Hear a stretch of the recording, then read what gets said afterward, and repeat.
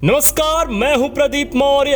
आप देख रहे हैं न्यूज 7 भारत। आज इस न्यूज रिपोर्ट के माध्यम से हम जानेंगे, यह जानकर आपको बिल्कुल हैरानी होगी कि पितृपक्ष भी, जिसको हिंदू धर्म में पितृपक्ष कहा जाता है, यह भी बौद्ध विरासत या बुद्धिज्म से चोरी करके बनाया गया है या फिर परिवर्तित करके बनाया गया है। पितृपक्ष तो आप जानते ही होंगे। महिलाएं शुद्ध होकर पितरों के लिए भोजन बनाएं, श्राद्ध के दिन पाखंडियों को निमंत्रण दें और उन्हें श्रद्धापूर्वक भोजन करवाएं। भोजन के उपरांत अपने सामर्थ्य अनुसार दक्षिणा और दान करें। दान सामग्री के अंतर्गत गाय, भूमि, तिल, स्वर्ण, घी, वस्त्र, अनाज, गुड़, चांदी तथा नमक आदि जैसे जो भी वस्तुएं वह दान कर सकें, पाखंडियों को दान करें, जिससे उनके पूर्वज जिनकी मृत्यु हो चुकी है, जब पाखंडी वह चीज पाएगा या ग्रहण करेगा, जितनी भी चीजें पाखंडियों को भोग कराएंगे, वह पाखंडियों के द्वारा सीधे स्वर्ग में आपके पूर्वजों को मिल जाएगा।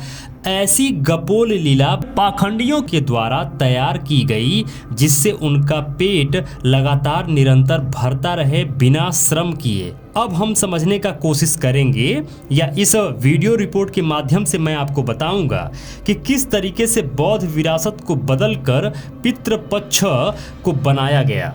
सम्यक संस्कृति में देशना, परावणा, उपदेश, कुदरत के रीति का ज्ञान देने हेतु भिक्षु संघ होता था, जिसमें भिक्षु और भिक्षुनियाँ दोनों होते थे। वर्ष के 12 महीने में वह 9 महीने ये लोग हर गृहस्थ को देशना देते थे। देशना यानी शिक्षा।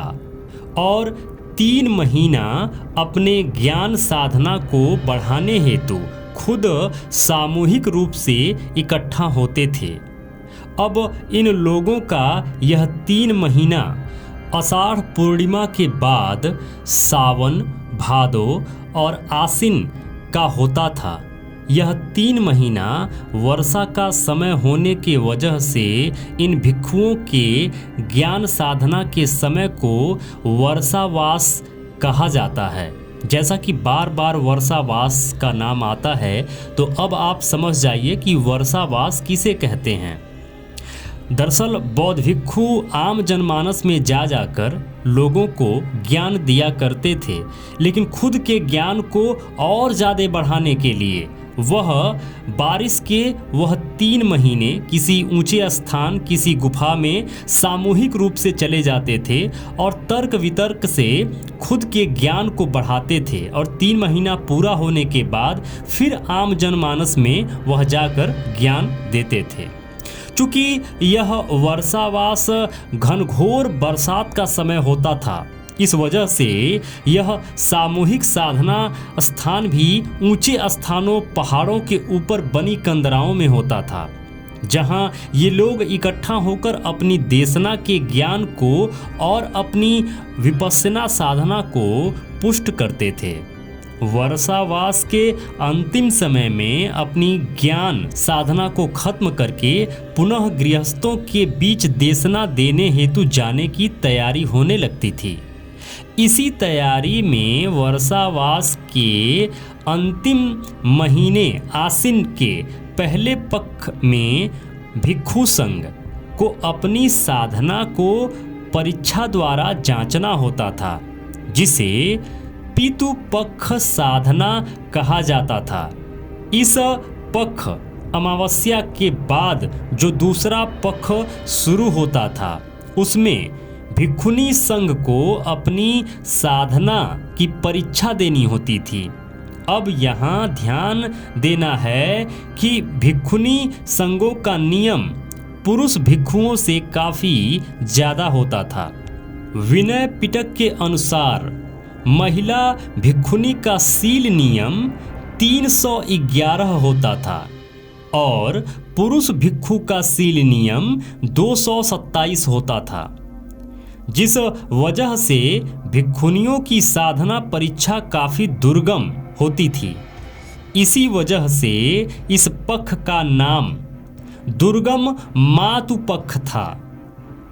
उस समय इन दोनों साधना का नाम क्रमशः पितु पक्ष साधना और दुर्गम मातु साधना था। सम्यक काल के बाद जब सम्यक अंत काल उदय होने लगा तो इस पितु पक्ष साधना और दुर्गम मातु साधना पर शाक्त संप्रदाय, वज्रयान से संप्रदाय और उस शैव से वैष्णव शाक्त संप्रदाय ने अधिकार जमाया और मातु पक्ष पर शाक्त संप्रदाय, जो कि वज्रयान से निकला मार्ग था, ने अधिकार जमाया। जिसके बाद इन दोनों ने इस साधना प्रक्रिया के नाम को गुणवाचक साधना से बदलकर कर्मकांड वाचक संज्ञा करते हुए नामों को संस्कारित करने का काम किया। इसी वजह से वैष्णव संप्रदाय ने सम्यक भाषा का नाम पितु पक्ष साधना की जगह पर संस्कारित भाषा नाम, जो कि अब समझा जाता है, को पितृ पक्ष श्राद्ध का नाम दिया था।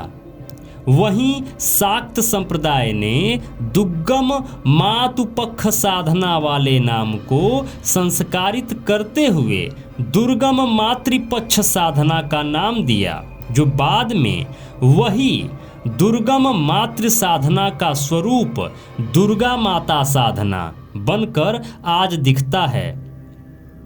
जहाँ जहाँ वैष्णव संप्रदाय का प्रभाव है वहाँ यह पितृपक्ष श्राद्ध की परंपरा का कर्मकांड आपको बहुतायत से देखने को मिलेगा। वहीं हिमालय पहाड़, उत्तरी का मैदान भाग के तराई क्षेत्रों में जहाँ जहाँ शाक्त संप्रदाय की जबरदस्त उपस्थिति है, उस जगहों पर दुर्गा माता साधना पक्ष के कर्मकांड की परंपरा बहुतायत देखने को मिलेगी, जो आजकल दुर्गा पूजा के रूप में मनाया जाता है। शाक्त परंपरा में पहली मूर्ति तारा देवी की मिली है। यह तारा देवी की मूर्ति बोधिसत्व की मूर्ति है, जिस मूर्ति के ऊपर में भगवान बुद्ध की मूर्ति बनी है। अब इस मूर्ति को देखकर भ्रम का पुलिंदा बनाने वालों की आवाज़ बंद हो जाती है। लेकिन बिहार के शेखपुरा जिला सदर प्रखंड के पचना गांव में कोरोना काल के समय जमीन की खुदाई के दौरान तारा देवी की एक मूर्ति मिली है। इस मूर्ति की खास बात यह है कि यह पद्म कमल पर बैठी है और इसके 8 हाथ बने हैं। 2 हाथ साधना की मुद्रा में हैं, तो 8 हाथों में कोई न कोई वस्तु पकड़े हुए है। सबसे बड़ी बात यह है कि इस मूर्ति के ऊपर में भगवान बुद्ध की मूर्ति बनी हुई है। पुरातत्ववेत्ता के अनुसार यह मूर्ति पाल कालीन काले ग्रेनाइट पत्थर से बनी है, जिस पर लिखावट में धम्म लिपि और स्थानीय लिपि बांग्ला लिपि का मिश्रण प्रभाव स्पष्ट रूप से देखा जा सकता है। यह 8 हाथ वाली मूर्ति का प्रत्यारोपण आज दुर्गा के रूप में करते हुए भ्रम का जबरदस्त पुलिंदा पाखंडियों ने तैयार कर दिया। बुद्धिज्म के इस विरासत को, इस महान विरासत को, जिसे पितृपक्ष साधना कहा जाता था, उसे पितृपक्ष का नाम दे दिया गया। पितृपक्ष श्राद्ध का नाम दे दिया गया और दुर्गम मातु पक्ष साधना को दुर्गा माता साधना के रूप में बना दिया गया, जिसे जगह जगह आप देखते होंगे कि मूर्तियां बैठाई जाती हैं, 9 दिनों का व्रत चलता है और इस प्रकार एक बड़ा बवंडर तैयार होता है। किस तरीके से बुद्ध धर्म की एक एक विरासत को, एक एक उस महान विरासत को इन पाखंडियों ने बदला है और रौंदा है, यह जानने के लिए मैं कुछ स्क्रीन पर थंबनेल आपको दिखा रहा हूं। इन थंबनेल्स को आप यह वीडियो देखने के बाद इसे जरूर देखें, जिससे आप समझ पाएंगे कि किस तरीके से पाखंडियों ने बौद्ध विरासत को बदला है। मेरे मित्रों, यदि आप चाहते हैं कि हम और हमारी टीम इसी तरीके से रिसर्च करते रहें, इसी तरीके से आपके लिए कंटेंट बनाती रहें, तो प्लीज निवेदन है, डोनेशन जरूर करें। स्कैनर स्क्रीन पर लगा हुआ है, स्कैन करके डोनेशन जरूर करें। जो भी मित्र अभी तक इस चैनल को सब्सक्राइब नहीं किए हैं, प्लीज निवेदन है अभी के अभी चैनल को सब्सक्राइब कर लीजिए। लाइक करके हमारा उत्साह जरूर बढ़ाया करिए। कमेंट बॉक्स में जरूर लिखा करिए कि ये वीडियो आपको कैसा लगा। जो भी मित्र अभी तक इस चैनल पर बने हुए हैं, ये वीडियो देख रहे हैं, आप सबको बहुत बहुत मंगल कामनाएं। नमो बुद्धाय, जय भारत।